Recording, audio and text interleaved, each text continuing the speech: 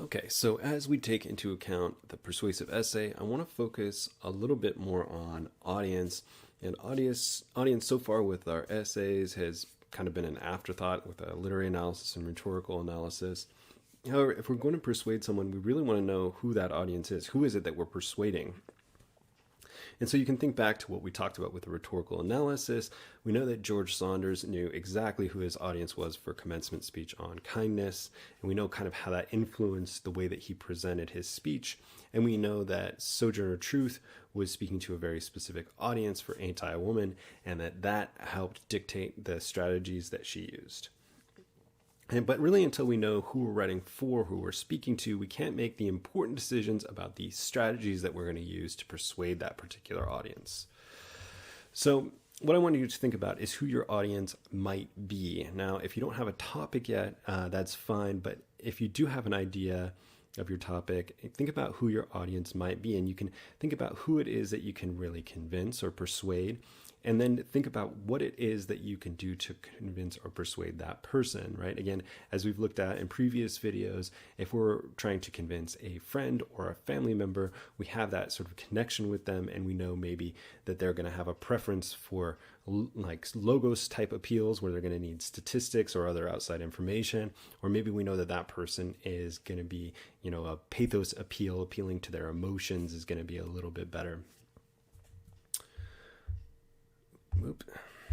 Okay, so if we think about the audience for an article on, say, college tuition, we might have to think about who would be interested. Well, of course, college students and parents of college students are a likely audience. And those of us that aren't paying for tuition or people who aren't interested in going to college aren't really going to be interested in reading that essay. A documentary on cruelty to animals is probably going to appeal to an audience of people who are animal lovers. And a speech on the importance of young people playing sports is probably going to have an audience made up primarily of parents, since people who don't have kids or don't like sports are probably not going to be that interested. So again, just having that information and thinking consciously about that audience is going to help me figure out what I want to do or how I want to approach that particular persuasive essay. So as you think about audience, there are sort of two categories that sometimes trip up writers. And one is what I would call overreaching. So this is trying to convince somebody that is already entrenched on the other side, who has a completely opposite point of view. And this could be because of their experiences or their preferences. But trying to convince, say, a math teacher that learning math is a waste of time is unlikely, primarily because they've spent time and energy and, kind of getting into this job, and they do that job for a reason. The same is true for trying to convince a student that they should pay twice as much for tuition for the same classes that they are already taking. And so it becomes kind of an uphill battle, and that person may not even be interested in listening or reading the essay. So that sort of overreaching can be really tough. I sometimes use the example as well as, if you walked into an NRA convention, a National Rifle Association convention, very pro gun rights group, and you said, hey guys, you should all, give up your firearms. It's going to be very, very difficult, if not impossible, to convince people. So again, you want to be aware of that overreaching and try and avoid it as much as possible. Now, on the flip side of this is overreaching is what I would call, or what is often called, preaching to the choir, which is a way of saying that we're trying to convince people who are already agree with us. And we do see this a lot on social media, so it definitely does happen. But the problem here is that it's not really worth the time and energy, right? If we ask students if they think that tuition would be free, I'd say a lot of students, probably the vast majority, are going to say yes. And similarly, if we ask math teachers if they think math is important, I think you're going to get an almost unanimous answer at that point. So the problem is they already agree. Maybe it feels good to have people, you're not really persuading them though, if they're already agreeing with you. Okay, so let's look at a few examples. And in this case, let's look at the argument that high schools should offer a greater number of vocational classes. So those are things like wood shop or auto shop, sort of practical skills that students could get a job, say, right out of high school. So who might the audience for this particular topic be? Who would have an interest in this topic? Again, who would click on this article and read it, well, the audience is probably going to be made up of educators, students, and parents, right? People that don't fall into this group are probably not going to be interested. So, people who are, young adults who are, in their early 20s, they don't have any younger siblings, they're not an educator, they're probably not going to be that interested in this, and they might just skip over it. Now, once I have that, I might want to start to think about what are the two sides of this issue. And I use the word argument here, but that's just for the sake of convenience. So the argument for might be that college seems to be more expensive and less important these days, and teens can learn practical skills that help them can develop marketable skills. So it's pretty good, but I also want to think about the argument against, as that's going to have allow me to think about both sides of the issue and maybe even address that as a counter argument later on. So the argument against might be students may be limiting their potential by deciding not to attend college. Additionally, these programs are often more expensive and may mean that academic courses receive less funding. So you can see that both sides of this argument are something that might be advocated by educators, students, or parents.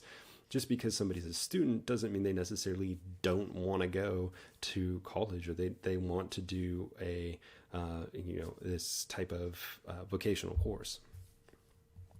So let's look at another topic here, and let's say it is a topic about the importance of arts funding in education. And again, I want to specify my argument or my standpoint, and then I want to think about my audience and why they might care about it. So let's say the expanded or more specific version is that the argument, or what I'm trying to persuade my audience of, is that arts funding helps develop essential critical thinking skills in young students, and as a result, we need to increase funding. Now I have to think about who might the audience be, and it's much like on the previous slide. My target audience is probably going to be educators, lawmakers, voters willing to listen to reason, and may not have a solid opinion on this, right? Because voters are the ones that may be influencing arts funding. Now, if I think about this audience, the next thing that I can think about is, what are they going to care about? What are these educators, lawmakers, parents, people going to care about? Well, hopefully they care about kids, and they want kids to have the best education possible within the budget provided. Now, what do I need to explain about this is the next part. Well, I'm probably going to have to explain exactly how this arts education has a cognitive or mental benefit.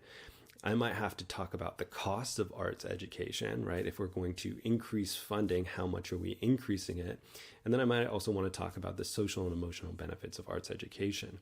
So all of this is to say, what are the positives? Now, if I want to look at the other side too, I might look at how, again, this funding might take away from other programs, or it might take time out of the day that might be spent in other ways.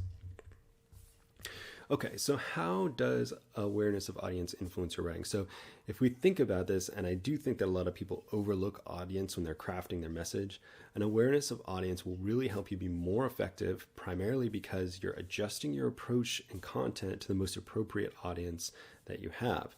And that's why it's so dangerous when people say that they're writing for anyone or for everyone. Okay, so last things here. What does audience actually help? So audience helps you figure out both what information you need to include, that is what information you need to put in, and what information you can leave out or exclude. And it also will help you figure out how you want to formulate that information. What do you want to put up front? Do you really want to establish the problem up front, or do you want to establish the solution up front? And it all just depends on what information is out there and what information you assume your audience already has. And that's why it's so important to think about who you're writing for, who you're talking to.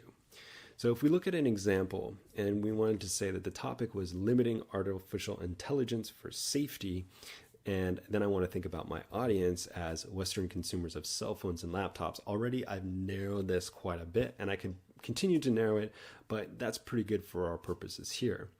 So then I want to think about, okay, what is it that maybe they need to know, or what maybe do they already know? So maybe they need to know the dangers of unregulated AI. How dangerous is this? How realistic is it? What should they really be worried about? But I can also ask myself, what is it that they already know that I don't need to really bother putting in there? they probably already know that AI is artificial intelligence, and they know what Siri is, and they know what Alexa is, or Cortana, or whatever. So they're already kind of familiar with the basic concept of artificial intelligence. And then the last thing that I need to do is I need to really think about what the problem is. And that's where I'm going to introduce the various problems with unregulated AI. And I'm probably going to want to do that first before I go into a lot of other things. Now, I can totally exclude things like the history of AI or where it came from or how long it's been around. All of that stuff is probably inconsequential to this particular issue. So there you go. Hope that helps. If you have other questions, comments, concerns, jokes, memes, or recipes, let me know. Otherwise, I will talk to you all later.